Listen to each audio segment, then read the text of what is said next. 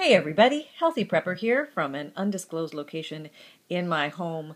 I am sequestered away into a potentially bird-free zone.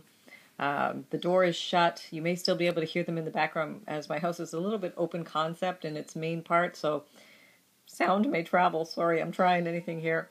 Okay, so I got a question on a previous video from Saddle Trail who asked, she got a little bit confused about wording on coupons where it says that coupon can only be used alone on an item, not with combined with any other offer. From my understanding, what that means is that you can't stack manufacturer coupons on top of each other, like multiple ones, like one from the Smart Source and a printable, and go try and use it on the same item in the store. You can just use one manufacturer coupon, and then if your store has coupons, you can usually stack the manufacturer coupon on top of a store coupon. Like at CVS, you can do that. Dollar General, you can do that. So it's kind of think one manufacturer coupon plus one store coupon is a good deal. If it's a manufacturer coupon and a store coupon on a sale item or clearance item, even better deal. So here are some other phrases that you might come across that commonly cause confusion. I noticed that the coupons are starting to change up the jargon, I think just to try and fool us or make it easier for us. I'm not sure. But anyway, one is one coupon per purchase, and that means one coupon per item. So you may have 12 bottles of mustard in what you're checking out with at the store, and each one of those 12 bottles is a purchase. So one coupon per purchase means you can buy all 12 at the same time, but if you're going to use coupons, you can use one coupon per each item or per purchase. So purchase equals the same thing as item. Sometimes cashiers get confused about this. They confuse the word transaction with purchase. And you can have several purchases in one transaction. So that means you can have your 12 mustards on one receipt when you're done. The receipt totaling everything is the transaction. The coupon might also say one coupon per transaction. Now, if you're standing there with your 12 bottles of mustard, this kind of happened to me in Target the other day. It said one coupon per transaction on my coupon. So I said to the guy, I've got a bunch of mustards here. You really want to check these through one at a time because that's what the coupon says? And I gave him the look of determination face, meaning I'm willing to sit here and have you check these out individually one by one if you really want to, sir. But if you really don't want to and you have some magic way around that, I will certainly leave it in your good hands to make that decision. And he did make the decision to somehow put them all through in one transaction. So sometimes cashiers or clerks will override that. That's their choice. It's sort of not our choice.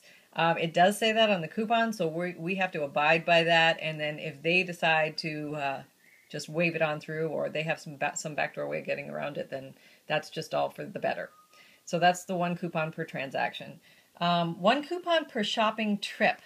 Now, I had a funny discussion with a cashier at the Dollar Tree.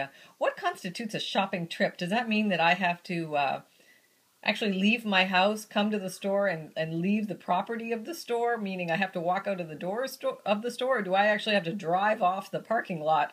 And we were both in stitches, couldn't quite figure it out, and to her it really wasn't any big deal. She said, you know, it's fine with me, it means the same thing as one transaction, but other people might feel like, listen, ma'am, you have to leave the store and, you know, come back another time, and some might even extrapolate it to say per day, one coupon per day with that. So you got to be careful who you're dealing with, and interpretation is everything here.